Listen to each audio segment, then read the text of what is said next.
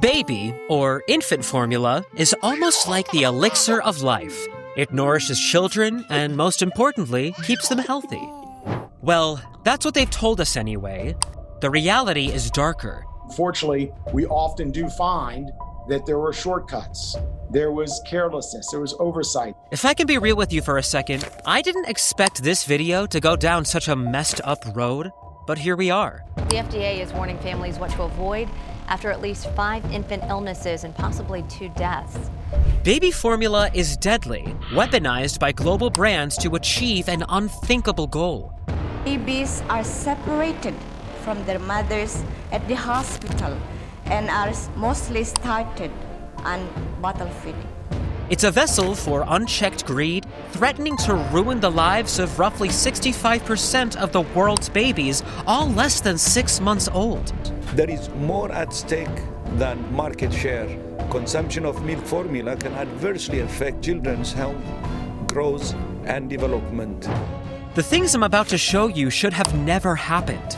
This industry has engineered the perfect machine to take advantage of new parents. It spread like a virus and infected our policymakers. It's raising our children on a subpar product that enslaves their minds. The pieces of this grand plan have been spread across decades, countries, and industries. By design, so we never put them together. But I went looking, and what I found was awful. When people first cooked up baby formula, they did it with the best of intentions. It was a response to human need that connected mothers to their newborn children. But breastfeeding wasn't an option for everyone.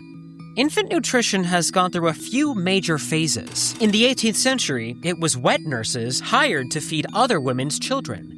When that stopped being the hot new thing in town, attention shifted. Now it was all about animal milk, specifically cow milk. They called it dry nursing. This new kind of feeding was always meant to be temporary.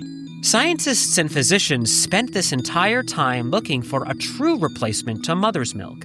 Towards the end of the 19th century, they found it. In the short term, it saved children's lives. But look at what it's become 150 years later, and you'll ask the same question I did. Is baby formula the worst thing to happen to young mothers and their infant children? German chemist Justus von Liebig wasn't thinking about that when he created the first commercial baby formula in 1860. By 1869, his product had hit American shelves, selling for $1 a bottle. Then Nestle happened.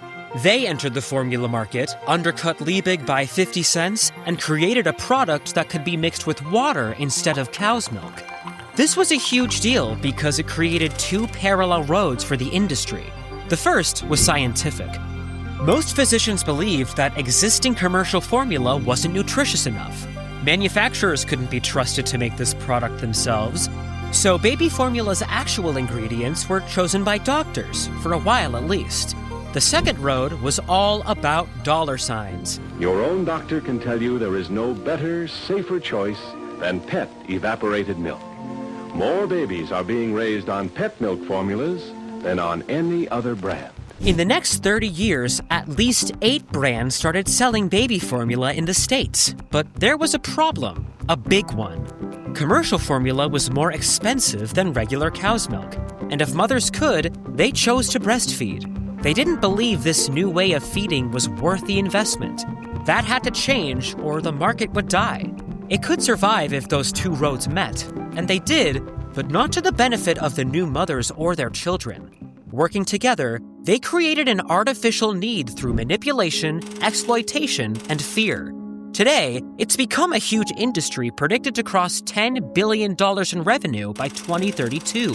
That money has been taken from exhausted parents willing to do anything for their children. The industry has them right where it wants. But the end game is way more ambitious and evil than just gaslighting moms and dads. Pet milk formula fits your baby's needs as no ready-made formula ever can. Manipulative advertising might feel new, but it really isn't. Brands have been using your emotions against you for decades, and the baby formula industry is lucky because they get to prey on your most primal, powerful feeling: fear. A new parent is nervous and terrified of doing something that might screw up this tiny human that's entirely their responsibility. Imagine if at that moment you see an ad for something that takes one huge burden off your shoulders: nutrition. That's where commercial baby formula came in. It wanted to insert itself into your life as early as possible. Companies have gained access to the health services in government and private sectors with advertising, posters, pamphlets, and free samples. These are difficult to resist because they are given free and to inexperienced health staff and seem only to be offers of much-needed help. Brands used classic marketing tactics to create emotional connections by attaching themselves to milestones in an infant's life. These are just cheap ploys every brand uses to bump up its sales. But what's behind the cute, smiling babies plastered all over their ads? It took me a while to get to the truth, and it's really screwed up. The fact is, mothers that actually need formula is a small, limited market. But at some point, I'm sure the bigwigs in Nestle asked each other, what if we could convince every single mother in America that her baby needs our product? Now that's a huge market. So their advertising started talking to all mothers. More accurately, it started lying to them. It makes sense, right? If I'm a parent and I see this ad, I'm heading to the nearest grocery store to make sure my baby gets some extra calcium. My decision is driven by emotion, not logic. That's exactly what the industry was counting on because science tells a different story. On average, a baby needs about 200 milligrams of calcium up to 6 months of age. And 154 studies have proven that breast milk has plenty of calcium in it, assuming the mother's healthy. But here, we have an ad that shifts the timeline to 4 months. So it's no wonder that by the time he's 4 months, his calcium needs increase more than 50%. That gives brands like Nestle 8 extra weeks of millions of parents buying their formula. It's such a subtle shift that most of us won't stop to really think about. But it's part of a disturbing trend in the industry, fudging numbers to scare parents off breast milk and onto formula as soon as possible. Brands claim improved brain development and better immunity. Others say it'll help your baby sleep better. Some even claim that the quality of breast milk gets worse over time. These are all lies. And I haven't pulled these out of thin air. The WHO has found examples of this nonsense worldwide. This new report from WHO and UNICEF exposes the marketing tactics used by the commercial milk formula industry, which has led to the overconsumption of the formula milk and undermined breastfeeding. Basically, every brand is doing it, but odds are they're just taking a cue from Nestle, the global leader in baby formula. There's a difference, though. All those other brands are missing the point. They see each other as the competition. Nestle doesn't. Its main competitor, its only competitor, is breastfeeding. Here's a twisted fact. If a newborn is given formula and not breastfed, research shows that the mother's body can release hormones to shut down milk production. That's what Nestle wants, a world full of formula-fed babies.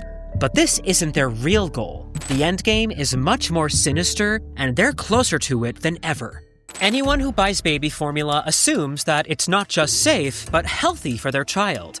That it's packed with all the nutrients and vitamins for a helpless infant to grow into a thriving toddler.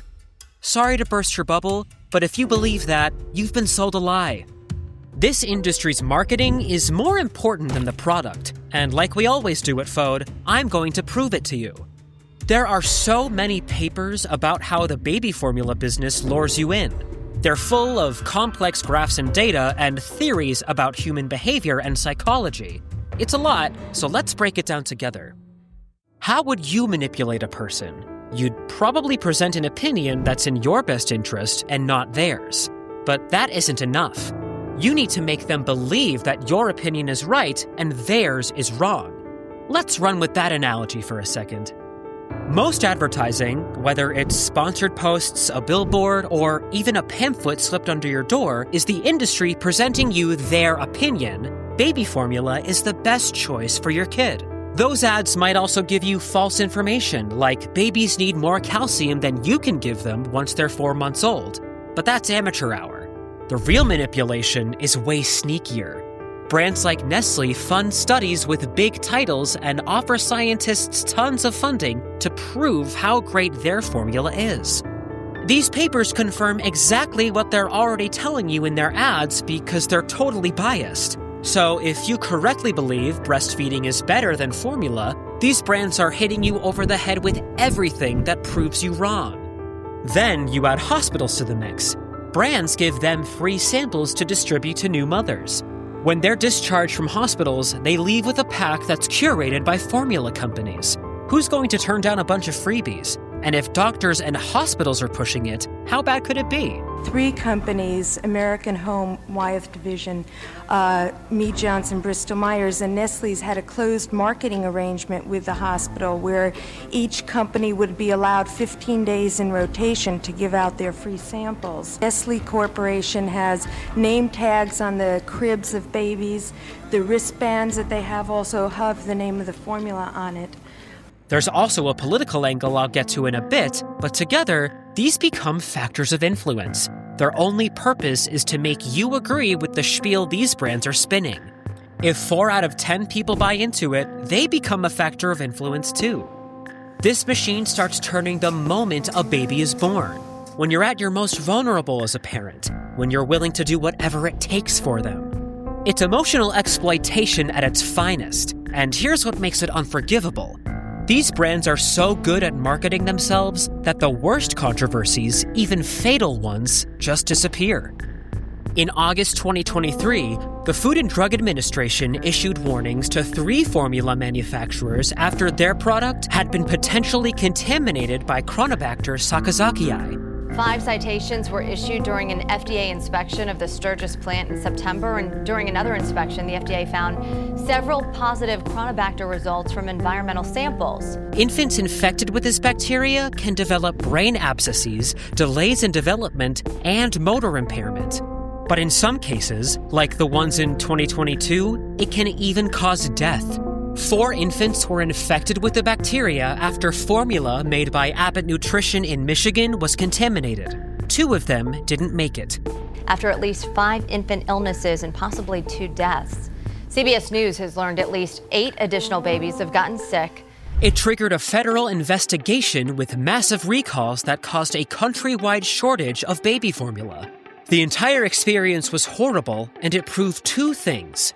The formula supply chain in the US is really fragile, and millions of parents are completely dependent on it. Parents are desperate with scenes like this playing out in stores. Look at this. Look at all this. Look at the shelves. You don't think I need it for my baby too? That proves the industry's tactics are working, even if it potentially endangers your child. We never really stop to question what goes into that formula. We've just been sold a narrative that it's the right choice, even better than breastfeeding. But do brands like Nestle stand by that promise? No, they don't. Time and time again, the global leader in baby formula has proven it doesn't care about your child's health. It only cares about profit. Again, I'll prove it to you. The product they sell in South Africa has sucrose, but in Brazil and Hong Kong, sucrose-free formula is a big selling point for babies' good health. Speaking of Hong Kong, in some areas, Nestle said its baby formula is healthier because it's vanilla-free, while selling the vanilla-flavored stuff in other parts of the region. The brand breaks advertising standards and rules on a regular basis by saying their formula is the closest there is to breast milk. But nothing happens to them. It's just another Monday at the office because they've been through so much worse. In the late 70s, Nestle dealt with an all-out boycott in the US. The brand's aggressive marketing had paid off, just not in the way it intended. Nestle had been really successful at taking breastfeeding out of the equation in low and middle-income countries, or LMICs. It's like parents in those regions had been brainwashed into believing formula was their only choice. But they didn't always have access to clean water. So when the formula was mixed in a contaminated liquid, babies fell sick or worse. By the early 80s, when the boycott peaked, Nestle had been responsible for over 200,000 infant deaths each year in LMICs, 212,000 to be exact. Between 1960 and 2015, that number climbs to 10.9 million infants who passed away. And these numbers aren't easy to find. It's only possible when multiple research papers and specialists publish findings that stack up over time. It's unbelievable. Well, what do you feel is your corporate responsibility to find out the extent of the use of your product in those circumstances in the developing part of the world? Do you feel that you have any responsibility? We can't have that responsibility, sir. May I make a reference to... You can't have that responsibility? No. The boycott ended in 1984 after the World Health Organization stepped in to create stricter ground rules for brands to follow. But did it work? In 2007, Bangladesh's Dr. Iqbal Kabir said that he's seen so many infants fall sick because their formula is mixed with dirty water. But the number of babies falling sick because of breastfeeding? 0. This is a man who'd spent 25 years as a doctor watching helplessly as infant admissions made up to 70% of all patients in the hospital. It blows my mind that despite all of this, Nestle is still at the top of the food chain in the formula market. But this is just the stuff that's covered by the media and talked about online. The truly evil work doesn't even make the news. It's the final, most important piece of the puzzle that'll show you what their goal really is. When you think about baby food, you don't automatically think about politics, but they're connected in twisted ways you wouldn't expect. It's not a connection that immediately makes sense. You have to go through years of news articles and op-eds to see the pattern. It's a shortcut to power. Convincing and manipulating parents into buying formula is one thing, but what if you could create a society designed for it? It's like the industry has created a sleeper cell of agents. Government officials who will do anything to protect their master's interests. In 2018, Ecuador had put together a great resolution to propose at the World Health Assembly, which is the WHO's most important decision-making body. If passed, it would protect and promote breastfeeding over alternatives like baby formula. But it never happened because U.S. officials threatened trade sanctions and to withdraw all military aid if Ecuador went through with it. Some commercial milk formula lobby groups have fought against extended parental leave. Why? Because fewer days off means less breastfeeding at home and more formula from the grocery store. The worst part of all this, though, is what CMF groups are doing with the Codex Alimentarius. The Codex, aka the Food Code, is a set of guidelines, rules, and standards at the heart of the Food and Agricultural Organization and WHO's Food Standards Program. It exists to protect consumer health, that's you, and promote fair trade. Those are things the baby formula industry doesn't want. Even though there's such a clear conflict of interest, CMF industry members can attend these meetings. They get direct access to policymakers and standard setters. Members can even put private lobbyists in their national delegations for these meetings. Basically, giants like Nestle have reps who will do anything to protect the brand's interests above anything else. The fact that this is allowed is mad. 6 companies dominate the world supply of baby formula. They've been handed a guidebook on how to evade stricter regulation and avoid being held to a higher standard. Take this and add the shady marketing and gaslighting, and you see it's all about power, but to what end? Well, we know this politicking happens out of the spotlight. However, it reveals the baby formula industry's closest held secret. We know what it is. It changes every single thing we know about these brands, their true goals, and proves why we should be terrified for our children.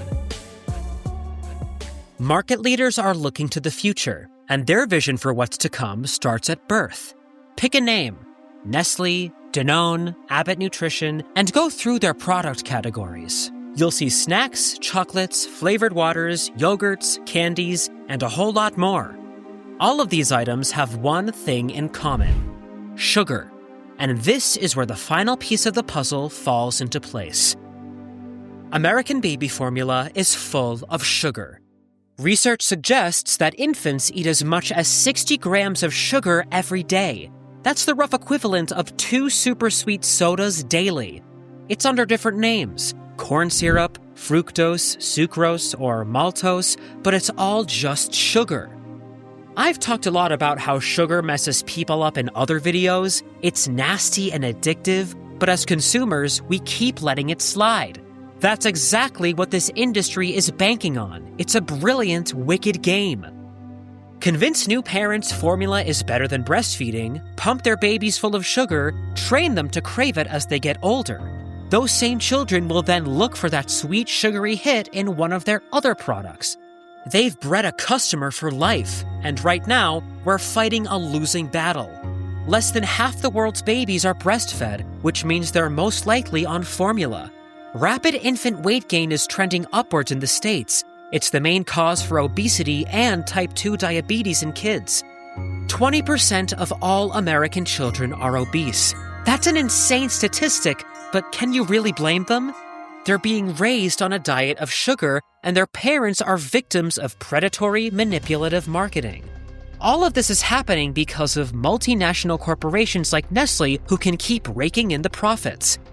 This is unlike a lot of the other stuff I've covered on føde.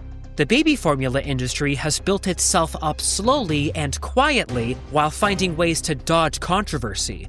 Every defining moment doesn't feel that way in isolation, but when you put it all together, it's horrifying. We're right in the middle of a fallout. Those obesity numbers and health problems aren't going to disappear unless we hold these brands accountable for what they've done to us and our children. Sugar is responsible for a lot of it, and it's turning kids into addicts before they even know what the word means.